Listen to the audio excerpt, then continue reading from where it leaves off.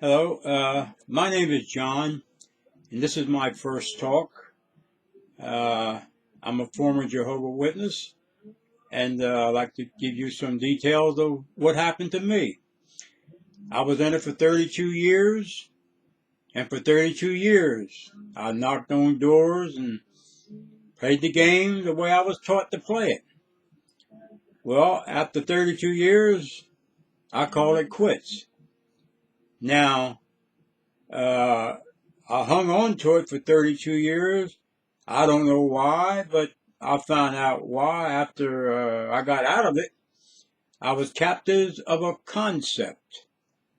That's what I said. I was captured by a concept, a fantasy that the coming paradise, new world. Well, then Armageddon was going to bring that on. Well, I became captive of that philosophy of men. Well, now today I can look back and see all the things that I believed and now don't believe it at all. Okay? And I didn't find it hard to give it up. It was one night on a Thursday at the ministry school. I was sitting there and I just got up and told a brother next to me that, "Hey, Sam, there ain't no love in this congregation." I just got up and walked out. I walked out. I didn't want no more to do with it. And that's the way it's been since. I have not been disfellowshipped that I know of. I wrote a letter of disassociation. They brought that back to me and said that they rather return it back to me because I was angry when I wrote it. Well, I took it back, put it in my drawer. Now, the only thing I know that they could have brought it back was because I still have the letter here. It was a 4-page letter. In it, I made the statement, which was true, that I had called the United Nations up, and they informed me that indeed the Watchtower did belong to them for 10 years, and that they did belong to NGO, but they couldn't give me all the information. But I said, that's all I wanted to know. So when I got that information, I put that in my disassociation letter. I put in that letter that I had information in my hands that told me that indeed the Watchtower was a member belonging to them for 10 years.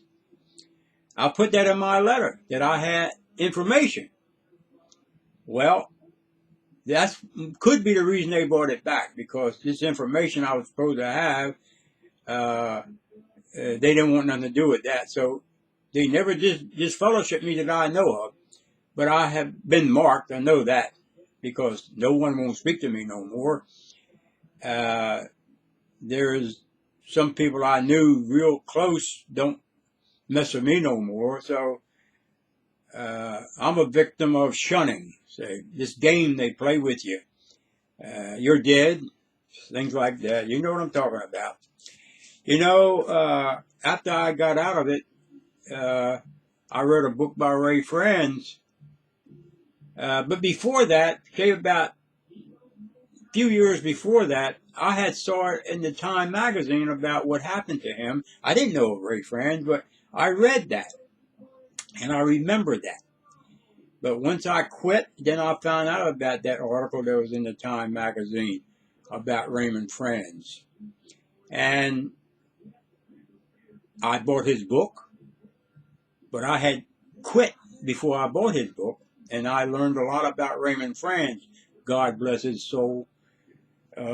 Ray was a Christ-like person, someone that was too good to be a witness. He was too good. And the way they done him, they sent him $10,000. Well, my God, they should have sent him $45 million. All the years he put in that mess. $45 million. And the poor guy was down there living in a mobile home, cutting grass, and cutting weeds with Peter Gregerson. He was another witness who had disassociated himself. And I almost cried when I read that. Here was a brother who gave all he had, and he was even on the governing body. And he had all the benefits that he gave. He had all of that. He flew an airplane. He went all over the world giving talks at conventions. For 9 years he went through that stuff, but for 9 years he saw things weren't right. They were not right. And once he saw they weren't right, he started kicking up a little sand. And Ray was very, very mild-mannered. I would have never took what he took. No, They would have got hell from me, but Ray was a different person than me, too. Now, Ray, he brought out the idea that the Jehovah's Witness was a victim of a concept. That's like a fairy tale, a dream, something that you believe in. Words, a coming paradise, but Armageddon would precede that. So you believe that. You believe that. And you won't give it up. You get in your box, and you stay in that box. You won't turn left. You won't turn right. You stay right on that center.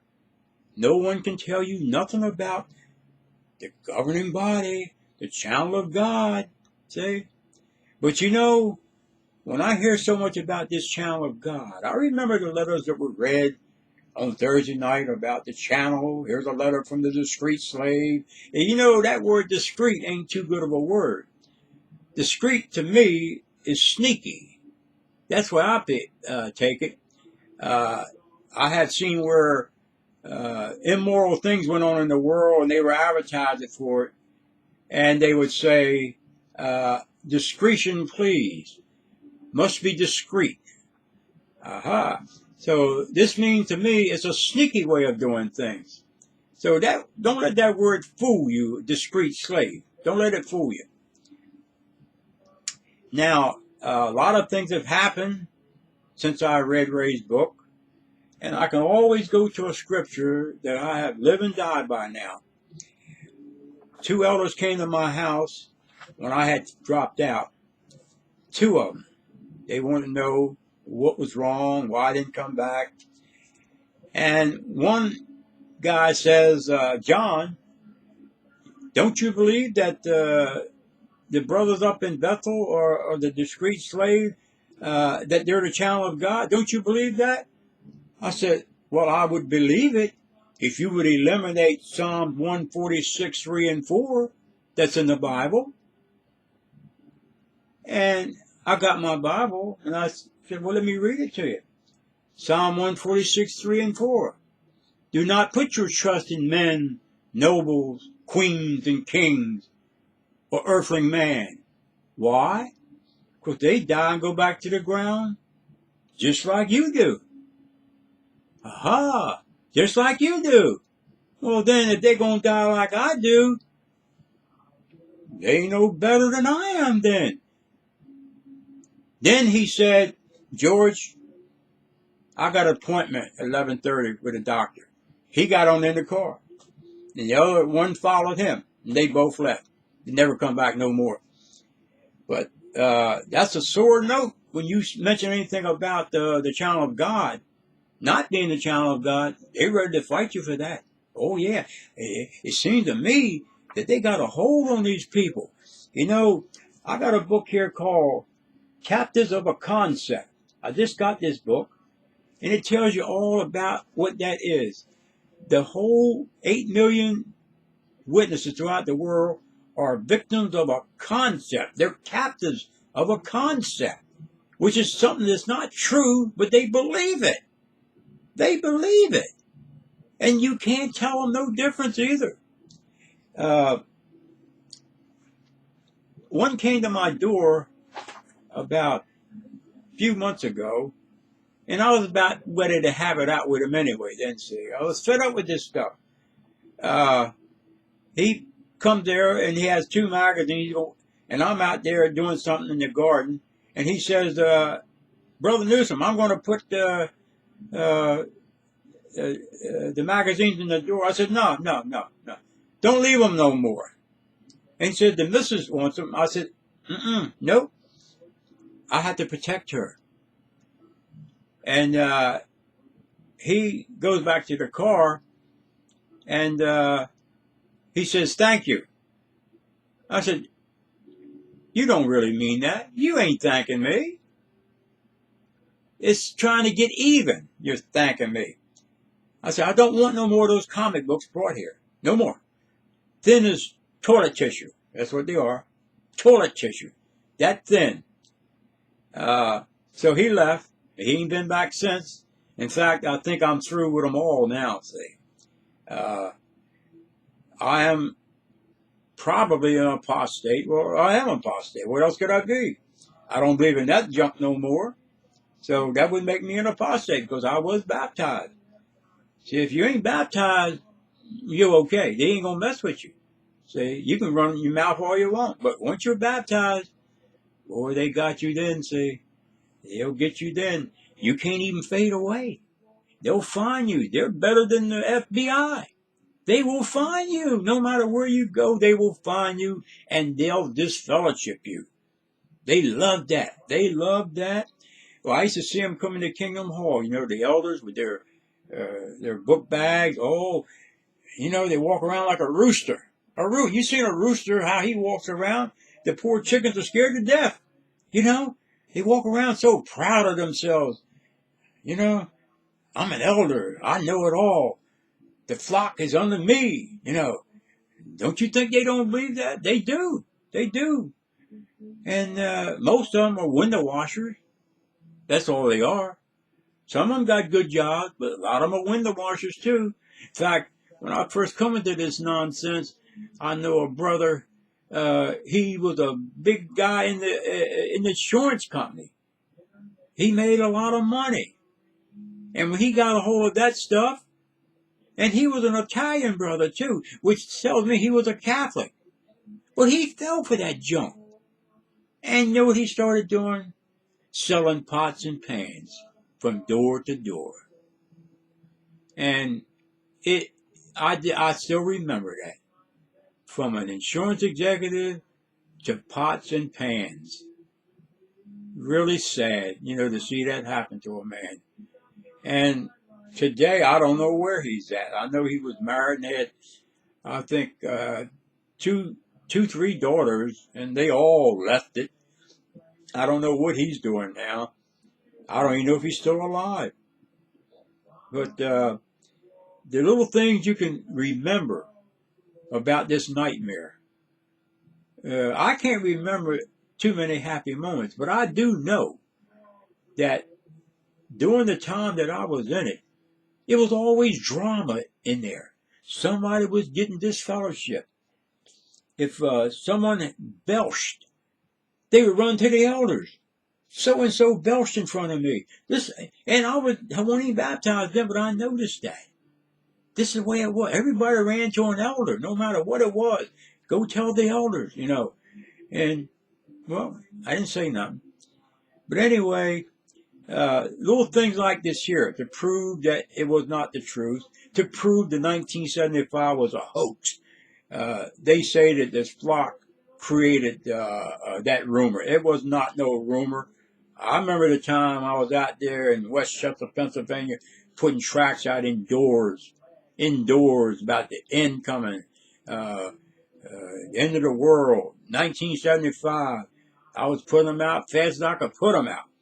And we believed it. We believed it. I halfway believed it, but, but a lot of other ones believed it. And we did that in 75. So don't let them tell you that it was all us pretending that it was coming. No, it was coming from Brooklyn. Those 7, well, at that time, there was around 12 of them that was on that governing body. That crown, that crown where a king sits.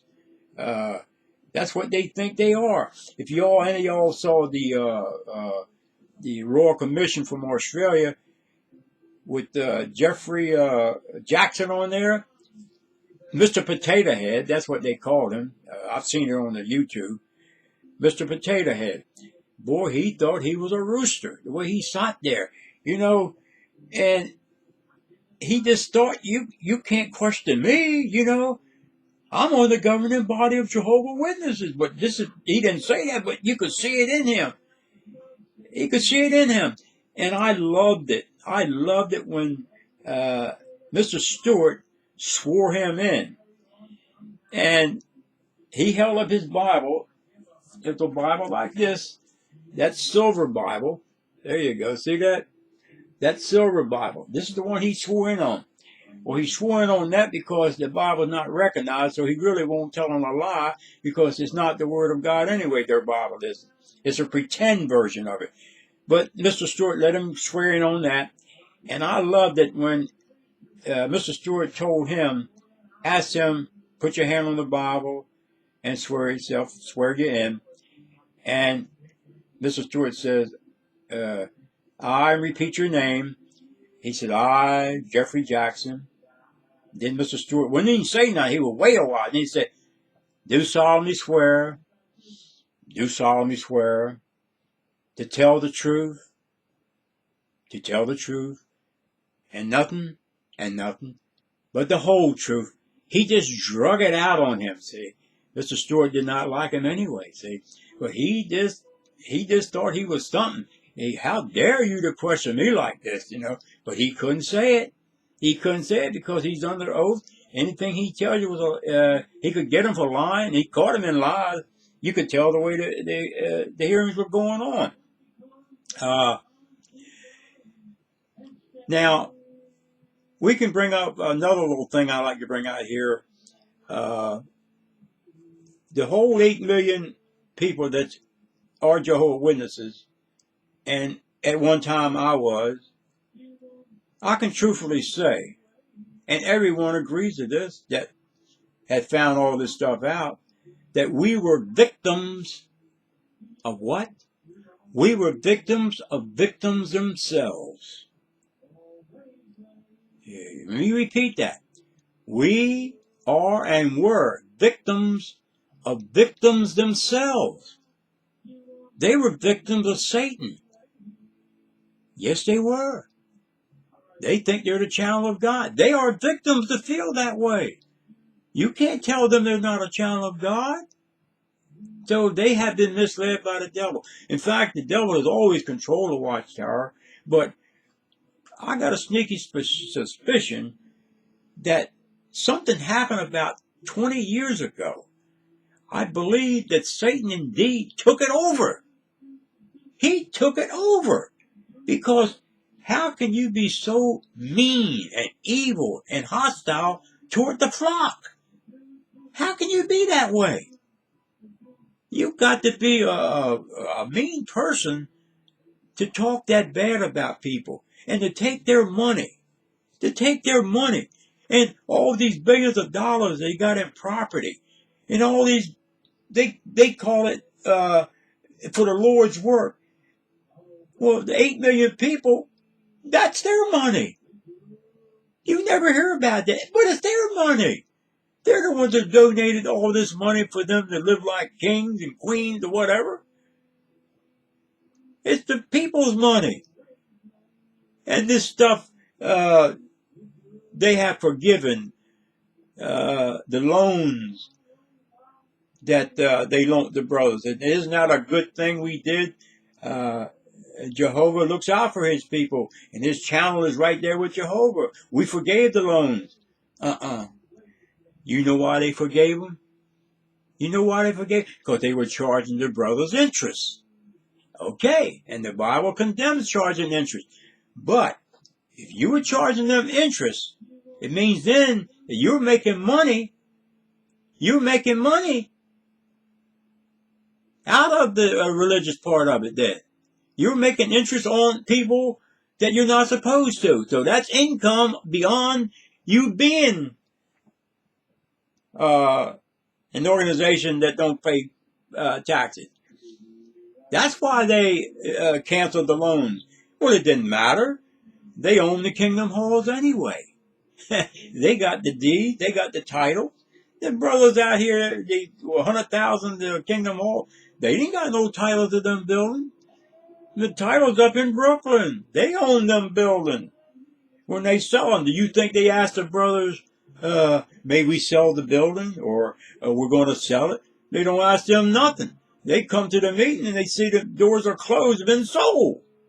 The place has been sold. Oh, Jehovah does act in mysterious ways. Then they transfer them to different congregations now. Hey, this is what they're doing. They're selling their properties.